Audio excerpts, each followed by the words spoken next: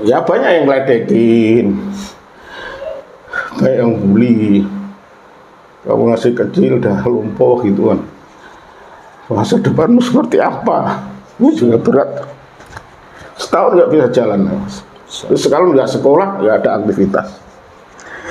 Misalnya kalau diledek anak-anak gitu nangis, berobat ke dokter, ya Allah, kalau kau sembuhkan sakitku, aku perjuangkan agamamu. Itu saya tahajud sekitar 5-7 hari.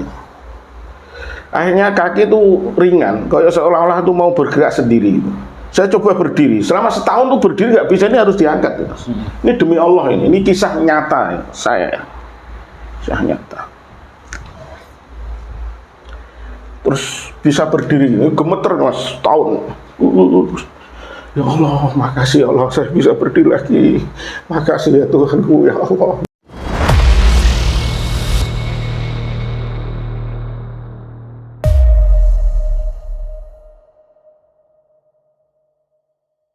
Iqra. Jadi gerakan membaca, gerakan yang sangat gebrakan yang sangat luar biasa. Dunia waktu itu gelap gulita, mau Eropa mau manapun sudah disuruh membaca. Jadi Islam, saya ingatkan, bukan agama yang bodoh. Jadi Quran pertama turun Iqra. Sampai Allah katakan afala taqilun, pakai otakmu, afala tatafakkarun, pakai pikiranmu. Fas'alu ahla dzikri in kuntum la ta'lamun. Ini hanya ada di Quran. Di kitab manapun nggak ada. Kalau kau tidak tahu sesuatu, tanya ahlinya, tanya pakarnya.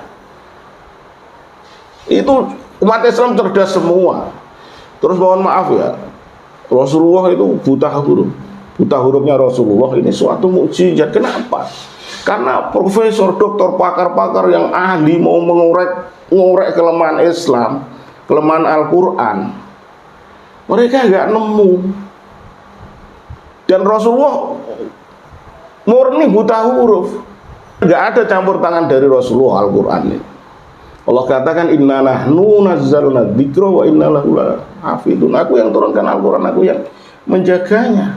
Dan dalam saya sendiri, mohon maaf ya, saya ada kitab Injil, kitab Weda dan sebagainya. Saya tidak menghina ya. Ya, bagi Islam aku dinukung waliyadin, bagimu agamamu, bagiku agamaku. Saya hanya mengingatkan, sekedar mengingatkan. Karena sudah saya pelajari semua agama, sampai saya ateis bertahun-tahun. Semua agama saya kupas tuntas. Mau Kristen, mau Hindu, mau Buddha, mau Konghucu, mau ateis, saya kupas tuntas semua. Jadi saya ingatkan kepada siapapun ya, yang mau bahagia baik di dunia maupun di akhirat, ke surga atau neraka, jalan keselamatan hanyalah Islam. Tidak ada yang lain, hanya Islam. Tuhannya asli, nabinya asli, kitab sucinya asli, semuanya masih orisinil. Masya Allah. Saudara-saudaraku semua yang dikasihi, yang disayangi oleh Allah Subhanahu wa ta'ala, kita sama manusia. Apa sih hidup ini, itu apa sih? Saya bukan orang yang terlalu kaya atau orang terlalu miskin. Dunia ini apa sih? Mobil mewah. Saya pernah kerja di Saudi, punya bos Bank Ar-Rajhi, orang yang punya Bank Ar-Rajhi ya. Halaman parkir mobil separuh lapangan bola, Mercy, BMW, Lexus, Cadillac, Bentley, semuanya ada mobil mewah-mewah. Cadillac sekelas yang dipakai Donald Trump lo punya. Itu pun saya nggak tertarik, saya malah pakai sepeda ontel. Begitu nikmat dan mengelilingi lorong-lorong kota Riyadh. Dari kecil saya, saudara-saudaraku semua, saya dulu sering protes ke Allah. Sekarang saya malu. Saya baca kisah para nabi, apalagi yang ulil azmi, Musa, Ibrahim, Nuh, ya Isa, Muhammad. Ujiannya kelas berat semua. Saya diuji kehilangan orang tua, usia kecil. Kalau Lebaran itu pada disayang, berikan baju baru, saya sering menangis. Tapi gak lama, ditambah ujian lagi oleh Allah.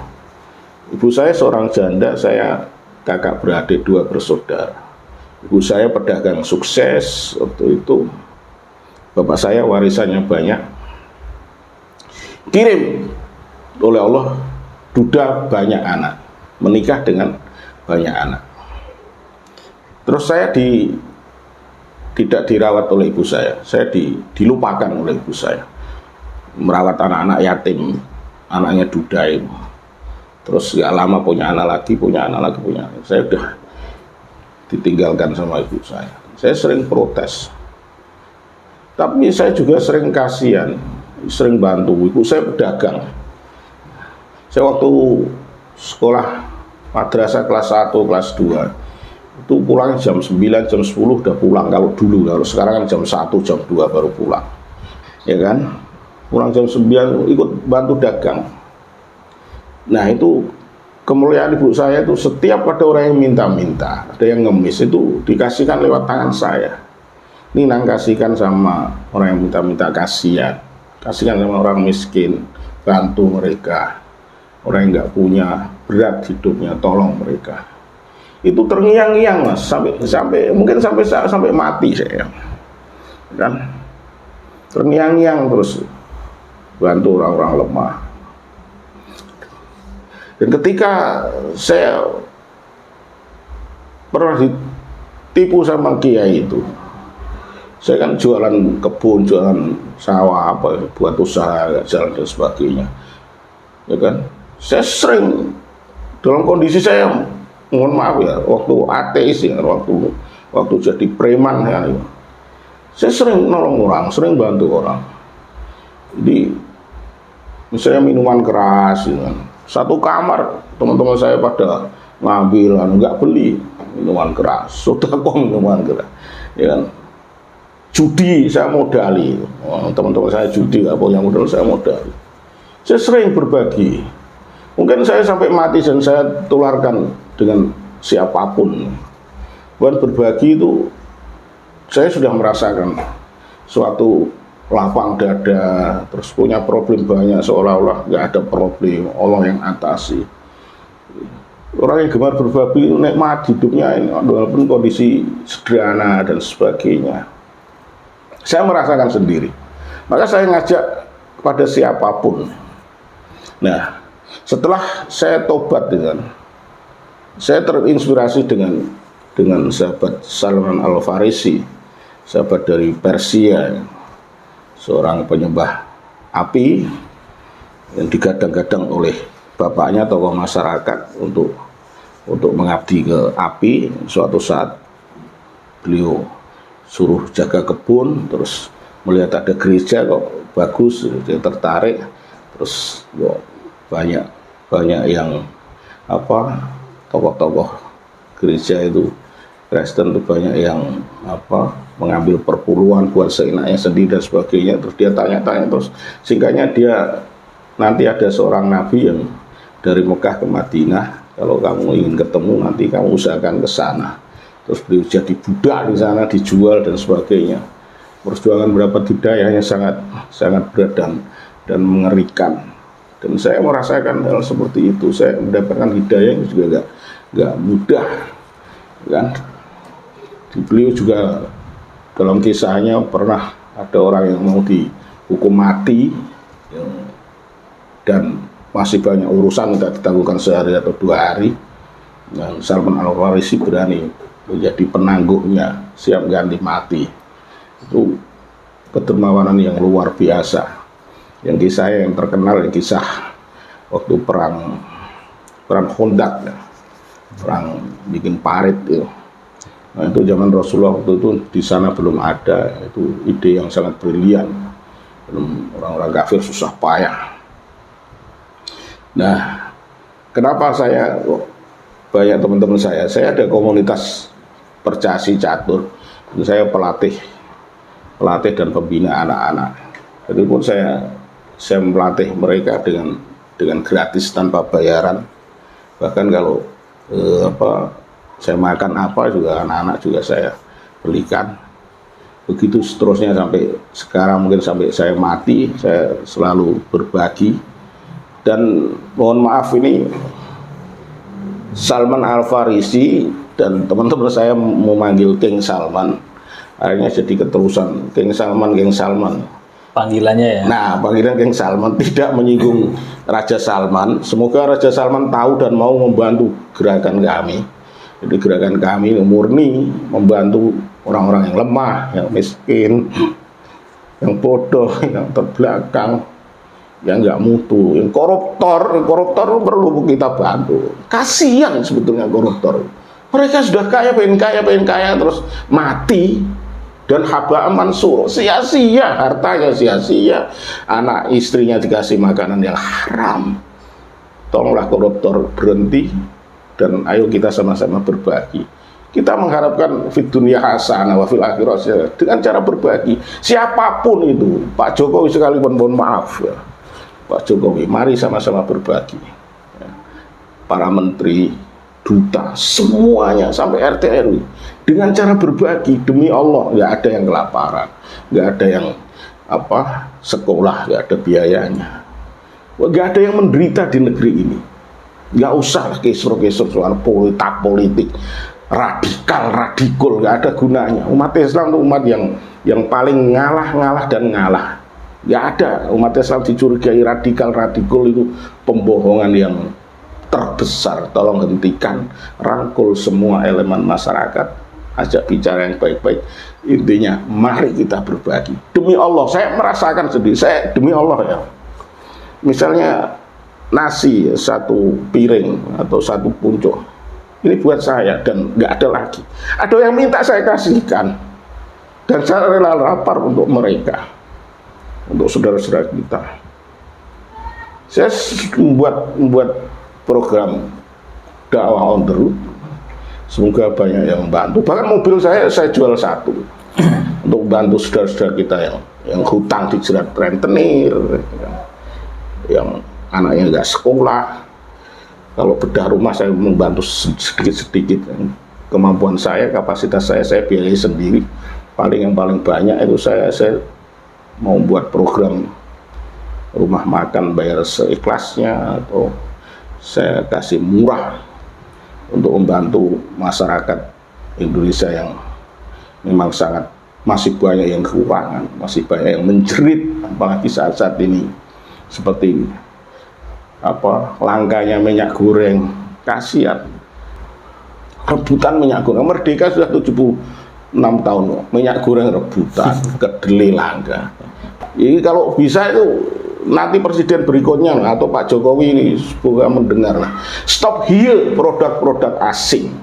Sepeda motor buat sendiri, mobil buat sendiri, kapal buat sendiri, pesawat buat sendiri, semua buat sendiri.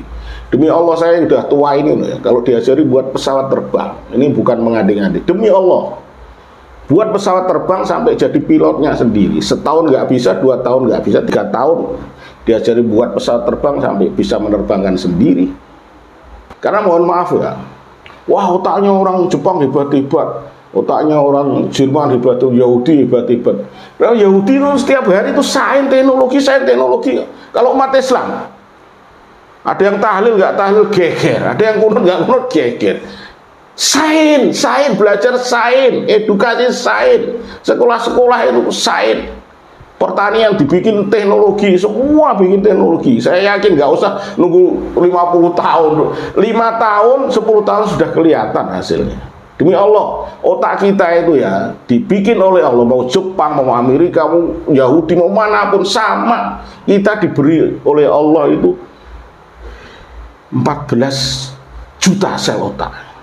14 miliar bukan juta, 14 miliar sel otak. Gak main-main. Jadi sama cerdasnya kita sama. Waktunya sama 24 jam ya kan. Sama, otak kita sama, kemampuan sama. Kita optimalkan atau tidak yang jadi problem. Semuanya yang koruptor, yang jauh dari Allah, yang non muslim, belajarlah. Saya siap mau belajar sama saya siap, gratis. Ya. Saya muslim tapi saya pernah murtad. Saya pernah pakai kalung salib gede tapi nggak masuk Kristen. Saya bahkan sampai hari ini pun agama apapun, mau Kristen, mau Hindu, mau Buddha, mau Konghucu, mau Dharma Gandut, apapun, mau ateis sekalipun, tolong Hindukan, Kristenkan, Yahudikan sekalipun, ateiskan saya sekalipun dengan akal sehat dan cerdas, dan saya nggak akan terpengaruh karena saya sudah paham bahwa hanya satu, Islam lah satu-satunya agama yang benar. Inna dina indallahil Islam, yang diridhoi oleh Allah hanyalah Islam. Tuhan itu hanya Allah. Ya, la ilaha illallah, tidak ada Tuhan selain Allah. Jadi selain Allah itu bukan Tuhan. Saya nggak mengatakan hantu ya.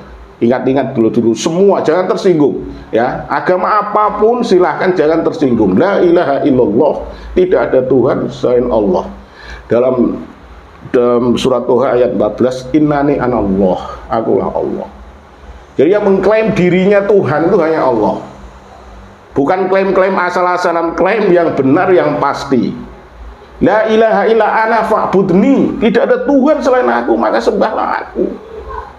Itu kata Allah, Tuhan yang asli. Terserah saudara semua yang beragama lain. Saya nggak mengatakan kafir, yang non muslim kalau takut dikatakan kafir. Kalau Allah katakan qul ya ayyuhal kafirun, ya jangan dirubah, kamu nanti tersesat di dunia, nanti di akhirat di naudzubillah min dzalik. Udahlah, sadar, tobat, dan perbaiki diri kita masing-masing. Mau yang Islam-Islaman, mau yang Islamfobia, dengan Islam kau musuhi, sama aja memusuhi yang menciptakan kamu. Ya, dulu-dulu semua. Oke. Sepanjang perjalanan hidup ya, itu ada nggak sih ujian paling berat yang dirasa Bapak? Yang merasa paling berat dalam hidupnya? Ujian saya berat semua, Mas. Masya Allah. Berat semua. Kan ada ternya. Bapak meninggal, ya kan? Anak yatim berat ya. Ya, berat. Rasulullah sampai mengatakan anak wakafil yatim. Itu berjalan. dalam usia berapa? Usia antara 4 tahun. 4 tahun Bapak meninggal. Serang beberapa bulan, ibu saya diambil duda banyak anak. Terus ngurusi anaknya, terus ibu saya punya anak lagi. Saya nggak terurus. Saya itu ibaratnya anak ayam mati di lumbung. Bukan kekurangan makan, kebanyakan makan keuruk makan. Saya tak cerita sedikit, Mas. Ketika saya sanawiyah, tadi belum cerita ya. Belum. Saya sakit. Sakit itu kalau sekarang cikumunya, digigit nyamuk lah. Orang malam masih main, masih lari kemana-mana. Kalau padang bulan main bola, zaman dulu kan kuno dulu kan ada permainan kunoan, main obak-obak sodor dan sebagainya kan masih aktif. Tahu-tahu bangun tidur itu mohon maaf langsung lumpuh, kaki itu lumpuh, nggak bisa jalan. Ini diangkat. Istilahnya mati separuh ya. Separuh. Dari kalau ini bisa gerak, kaki gerak. gitu ya? Gerak. Setahun ya banyak yang ngeledekin, kayak yang bully. Kamu masih kecil dah lumpuh gitu kan. Masa depanmu seperti apa? Ini juga berat. Setahun nggak bisa jalan. Terus sekarang nggak sekolah, nggak ada aktivitas. Bisanya kalau diledek anak-anak itu nangis. Berobat ke dokter, ke Jepara Kota, ke Kudus, Semarang. Dulu masih dukun-dukun ya. Sekarang naudzubillah min dzalik. Ya Allah ampunilah hamba-Mu dari kemusyrikan. Penyakit itu dibuang ke telur, Mas. Ke Kendal ya. Telur nanti buang ke sungai-sungai gitu. Penyakit dibuang ke ayam. Terus dibuang ke kambing. Yang terakhir saya nggak mau, udah nggak usah. Saya punya Allah, saya punya Tuhan yang memberikan sehat dan sakit, memberikan kaya miskin, memberikan kebahagiaan dan penderitaan, tak ngadu ke Allah lewat tahajud. Saya tayamum, pokoknya asalnya saya tayamum. Nggak ada yang tahajud di sepertiga malam. Di doa saya ketika selesai tahajud, ya Allah, kalau kau sembuhkan sakitku, aku perjuangkan agamamu. Itu saya tahajud sekitar 5-7 hari. Akhirnya kaki itu ringan, kayak seolah-olah itu mau bergerak sendiri. Saya coba berdiri, selama setahun tuh berdiri nggak bisa, ini harus diangkat. Ini demi Allah, ini kisah nyata saya, kisah nyata. Terus bisa berdiri, gemeter mas, setahun.